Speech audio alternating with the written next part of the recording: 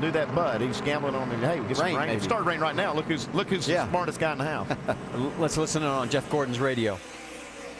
That's going to work. That 16 and 17 couldn't even keep up, man. There's 30 to go. This isn't no half-mile track. That's a long way. That's saying it with authority. That's right. I mean, he's exactly right, too. Yeah, the only thing that can get them right here is either rain or an accident in front of them that gets them caught up. They made the right call. Steve talking to him right there. All right, let's take a look at this. Here's the pit crew comparisons. Yeah, you can see right there, a 13.4 second stop. He lost just a little time to Stewart. He didn't, he lost those 9 positions. And but he, the key thing is he's well, he did lose a spot to Stewart. So, that's my point. If you lose spots to 4-tire guys, that's not acceptable. You're going to lose a few to the 2-tire guys and the no-tire guys, but don't want to lose those to other cars taking 4. All right, let's talk a little bit about restart. Alan, what do you got down there? Yeah, Marty, I'm just thinking back to the last couple of races on these double file restarts. And something to watch for with Jeff Gordon when we get the green is if he gets boxed in. And some of the guys around him, like Kevin Harvick, who's going to be alongside him, and some of the guys not far behind him, like Denny Hamlin and Jimmy Johnson. Watch the first 2 laps after this restart. If some of those guys get by Gordon, he's done. Well, it could go the other way, too. What I was thinking, Alan, is there's some cars in front of them with no tires. I mean, they could sail down into turn 1. Those guys slip and slide a little bit. Gordon's on the bottom of the track already. Pick up the throttle, and it'd be a 4-wide race off of turn 1, but it can go either way. Yeah, just think about a pattern we've seen, though, in some of these late scrambles in some of these races, is if you can keep an eye on that 24 car in traffic in the first 2 laps, if some of these guys like Harvick and Hamlin get around him in the jam up, then he's got a lot of work to do to get by those guys, Marty, DJ, and Andy, before he can deal with the guys who played this strategy in front of him. It's some great points. All right, let's reset this for you because it's going to be Sam Hornish, who could be a sitting duck. He's going to be the race leader with Biffle alongside, then Edwards and Martin in row 2, then Reagan and Logano, Truex, Ryan Newman, then 9th and 10th are Stewart, Menard. Gordon is back to 11th with Harvick right alongside, and 13th is Hamlin, 14th is Montoya. Let's listen in on the radio. You said we were coming in. There's 13 laps on the left tire, so I thought we were doing 2 tires. I said 4. We were on pit road. I said 4 tires of gas, guys. Then don't talk about the left tires, this amount of times on the left tires, because I thought you were doing 2 tires. Did I confirm 4 tires or anything? No, I didn't. Did it make sense to take 4 tires? No, I didn't. And guys, it certainly seems like there may be some trust issues lingering from Indianapolis. I spoke with Brian Patty earlier this weekend. He said he didn't really have a significant conversation with his driver this week. He did admit he sent him a text, but other than that, they really didn't talk about what happened in Indy, and it certainly seems like things have lingered. Well, and what's also lingering is rain. We've just got the word NASCAR just put the yellow flag back out, and so we'll have to wait and see what happens. While we've got a moment, let's talk about what's going to be coming up as our ticket to the race. Our next stop, obviously, is Watkins Glen International next week.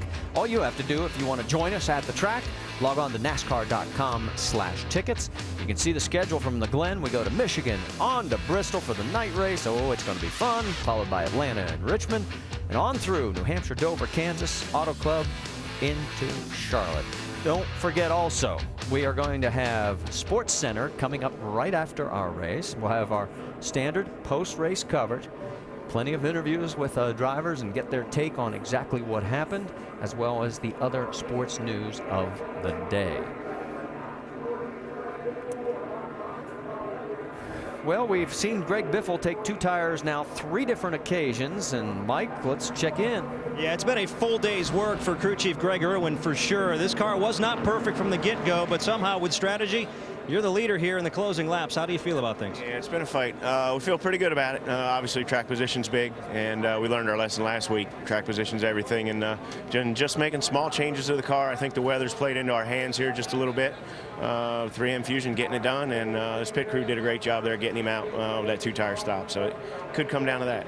How is the car handling now? The last couple runs seem to be pretty good. Restarts well. He's able to run both grooves, gets through the tunnel okay, which has been a pretty big improvement from the start of the race. So we'll see what happens. This would be a big win for Greg Irwin. He grew up not too far from here. He's a Pennsylvania boy. Yeah, it would be a bigger win for Sam Hornish. Now, he's had 11 plus, soon to be 12 laps of caution since he pitted. So the question is, how far can the 77 go, and can he hold on with all those guys coming up behind him? He's hoping they won't go green. He just saw the windshield wipers on the pace car. That's never a good sign. Well, we are still under yellow here, and the laps continue to wind down. We will have 26 to go this time by. So for all those guys that did stop, I don't think fuel is going to be an issue anymore.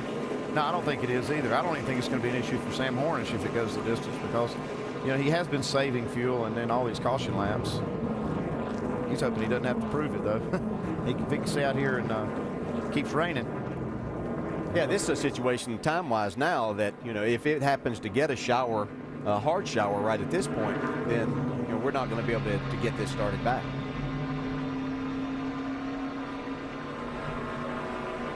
We talked about the visors already and the clear for Mark Martin, and boy, you look there at Kevin. I'm wondering how good his vision really is. Yeah, nothing against Sam Hornish, but I really won't get this started back. This is going, I mean, the restarts we've seen before were fantastic, and now with the race on the line, I couldn't wait to see what all may take place here.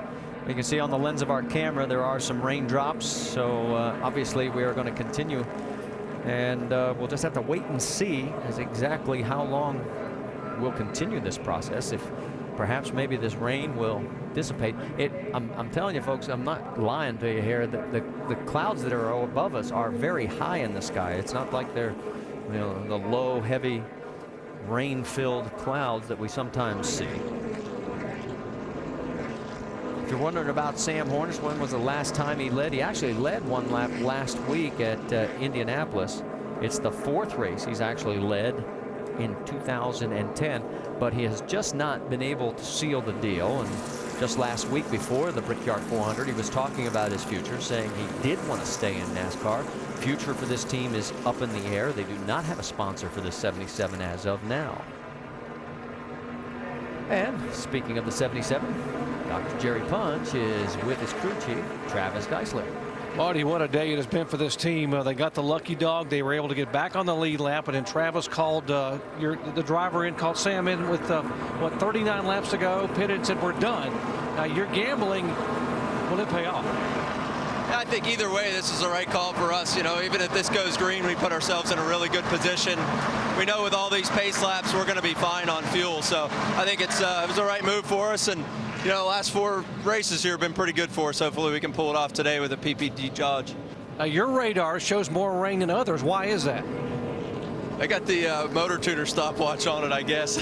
You know, it's raining pretty good in front of us right now, the way I look at it. But, you know, either way, this is a testament to how hard everybody on this team has fought today. No matter what happens, we put ourselves in position here, and Sam fought hard all day with a car that hasn't been very good. So hopefully we'll get ourselves what we need here.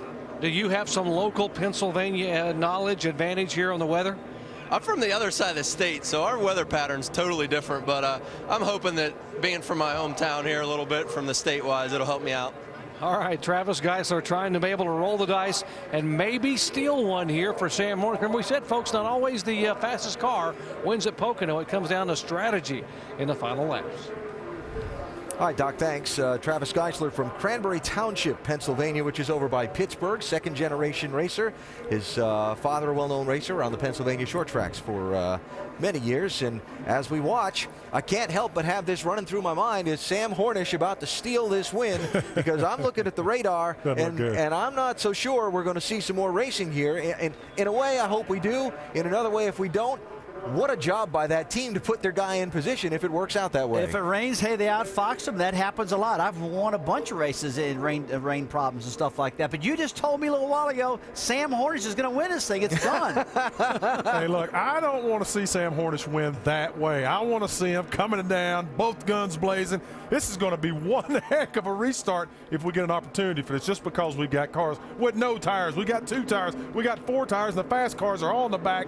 It'll be unbelievable restart. And that's the key right there, what you just said, Brad. No tires, 2 tires, 4 tires, because, man, when it gets deep into the run like this, it's really really gangs them up on top of each other, and that's when we see more cautions. And then cautions breed cautions. I hope it doesn't happen, but really, with 24 laps to go, guys, we almost got a full run to go here, just like Steve Letarte said. It's clearing up, too. It's clearing up. Look, that's clearing up. We're going to get this in. It is going to be interesting to see what happens if we do or if we don't. Now, what I said to you before is just looking